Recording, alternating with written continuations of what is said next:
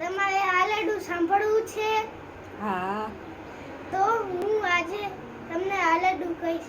શિવાજીને નિંદર ન આવે, માતા જીજાબાઈ ઝુલાવે. પોઢજો એ મારા બાળ પોઢીને, પેટ ભરીને આજ. કાલે કાળે યુદ્ધ ખેલાશે, સુવટાણું ક્યાંય ન રહેશે. કાલે કાળે યુદ્ધ ખેલાશે, સુવટાણું ક્યાંય ન રહેશે. શિવાજીને નિંદર ન આવે, માતા જીજાબાઈ ઝુલાવે. આજે મારે બે ખુશી છે.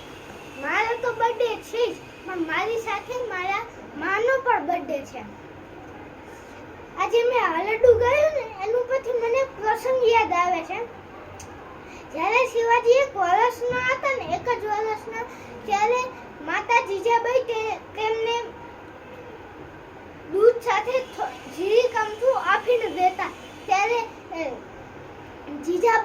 જીજાબાઈની સહેલી જીજાબાઈને પૂછે છે, જીજા તું માં છે કે ડાકણ?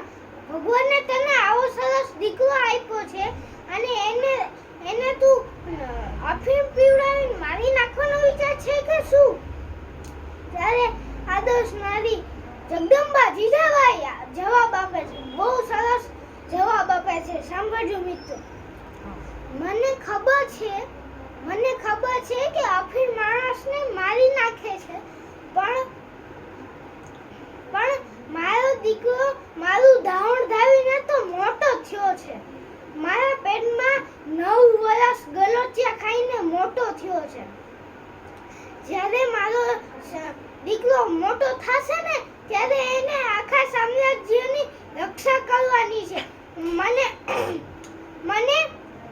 મને ભરોસો છે મારા પેટ ઉપર.